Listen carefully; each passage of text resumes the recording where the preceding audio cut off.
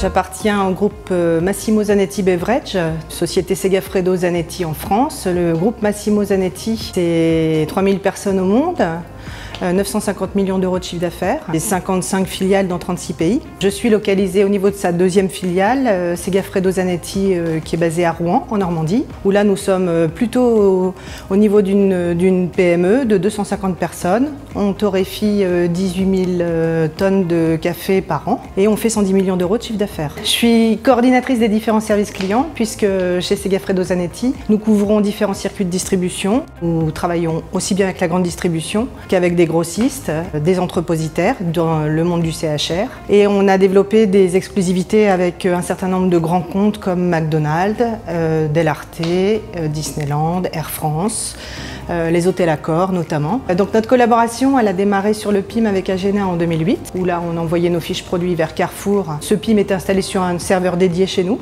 donc avec une saisie manuelle des fiches dans le PIM et ensuite on voit vers Carrefour. En 2013, avec Agena, on a installé le module ERP qui nous a permis d'alimenter le PIM à partir de notre base article de l'ERP. Donc cette connexion nous a apporté déjà des données qui étaient qualitatives puisqu'elles venaient directement de notre base article. Et à partir de 2015, le processus s'est développé à travers une demande de Carrefour de basculer en GDSN. Alors là, il y a eu un gros travail de collaboration avec Agena durant l'année 2015 où il a fallu qu'on fasse évoluer notre base article du côté ERP pour que certaines données soient plus fiables parce que clairement notre base article elle datait des années 80. Il n'y avait pas une exigibilité comme on a aujourd'hui. Il y a eu un travail de collaboration avec Agena pour mettre à jour notre base article dans l'ERP, pour alimenter le PIM à travers cette base article avec les données supplémentaires qui étaient demandées par Carrefour dans le cadre de la GDSN. Et comme la GDSN implique un contrôle et une mesure des données qui sont alimentées, il fallait que tout ça soit parfaitement propre. Donc c'est vrai qu'à ce moment-là, il y a eu un gros travail avec le collaborateur ERP Agena, le collaborateur PIM Agena et moi-même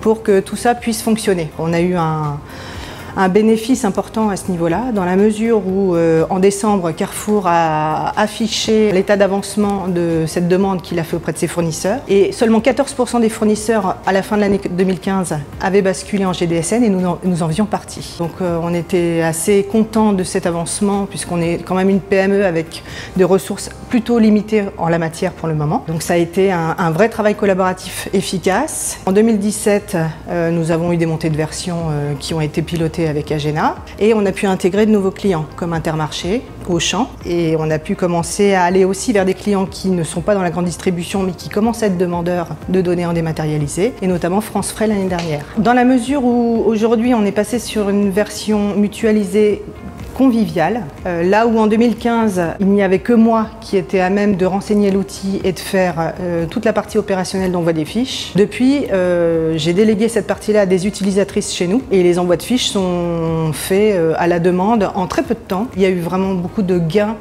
en convivialité, utilisation de l'outil et temps de traitement. Avec la nouvelle version mutualisée, on va pouvoir déjà exploiter la capacité à envoyer des visuels à tous nos clients sur toutes nos gammes de produits, puisqu'on a grandement apprécié la capacité à sous-traiter le shooting photo. Très intéressant pour nous, ça nous a permis tout de suite de mettre en avant auprès de nos clients la capacité à leur fournir les 6 visuels qui permettent d'aller alimenter tout leur site e-commerce. Nous avons donc intégré un certain nombre de clients de grande distribution. Il nous reste à intégrer d'ici la fin de l'année en perspective. On a Gédal, Transgourmet chez les grossistes. On va développer le modèle appel d'offres Système U de manière plus approfondie. Le groupe étant international, peut-être y aura-t-il à terme un projet de développement sur nos filiales ailleurs en Europe, puisque c'est vraiment un outil aujourd'hui qui correspond aux attentes sur la dématérialisation des fiches produits.